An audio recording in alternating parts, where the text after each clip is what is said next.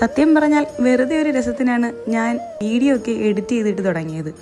Kerala to Bengal എന്ന് പറയുന്നത് by റോഡിൽ വലിയൊരു ജേർണി തന്നെയാണ്. അപ്പോൾ അതിലെ കുറച്ച് മൊമെന്റ്സ് ഒക്കെ വീഡിയോ എടുത്തിട്ട് അതൊക്കെ ഒന്ന് എഡിറ്റ് ചെയ്ത് എൻ്റെതായ രീതിയിൽ കുറച്ച് വോയിസ് ഓവറൊക്കെ കൊടുത്ത് അതൊന്ന് അപ്ലോഡ് ചെയ്തു. സത്യം പറഞ്ഞാൽ ഹസ്ബൻഡിൻ്റെ ശല്യം സഹിക്കാതെയാണ് ഞാനത് എഡിറ്റ് ചെയ്യുന്നത്.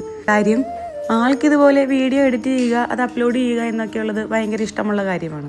എനിക്കാണെങ്കിലും അത് വലിയ മടിയുമാണ്. നീ അത് എഡിറ്റ് ചെയ്യുന്നില്ലേ എന്നുള്ള ചോദ്യം സഹിക്കാൻ വയ്യാതെയാണ് ഞാനത് എഡിറ്റ് ചെയ്തത്.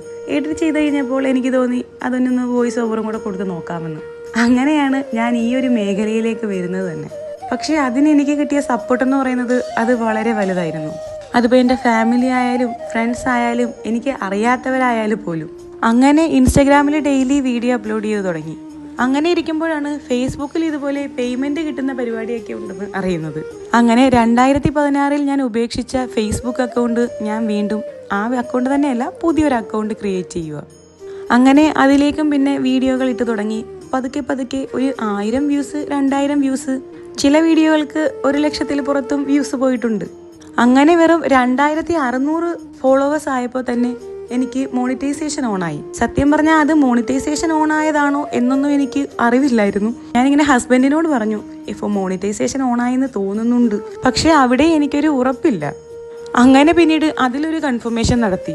അതായത് ഈ ഒരു മേഖലയിലേക്ക് ഇറങ്ങിയപ്പോൾ എന്നെ അറിഞ്ഞും അറിയാതെയും സഹായിച്ചതും എനിക്ക് പ്രചോദനമായതുമായ ഒരുപാട് പേരുണ്ട്. അതുപോലെ തന്നെ എന്നെ വളരെ നന്നായി അടുത്തറിയുകയും എൻ്റെ പേഴ്സണൽ അക്കൗണ്ടിൽ ഞാനിടുന്ന ഫോട്ടോയ്ക്കും വീഡിയോയ്ക്കുമൊക്കെ കമൻസും ലൈക്കും ഒക്കെ ചെയ്ത് എനിക്ക് സപ്പോർട്ട് തന്നിരുന്ന ആളുകൾ ഞാൻ ഇങ്ങനെ ഒരു അക്കൗണ്ട് തുടങ്ങിയപ്പോൾ ഇതിലേക്ക് തിരിഞ്ഞു നോക്കാത്തവരുമുണ്ട്. അതിൽ അത്ഭുതമൊന്നുമില്ല, മനുഷ്യനല്ലേ, സ്വാഭാവികം. എന്നാലും അതൊക്കെ കാണുമ്പോൾ ഒരു വിഷമം. അപ്പോൾ ബാക്കി വിശേഷങ്ങളായിട്ട് നമുക്ക് ഉടനെ തന്നെ കാണാം. See you soon.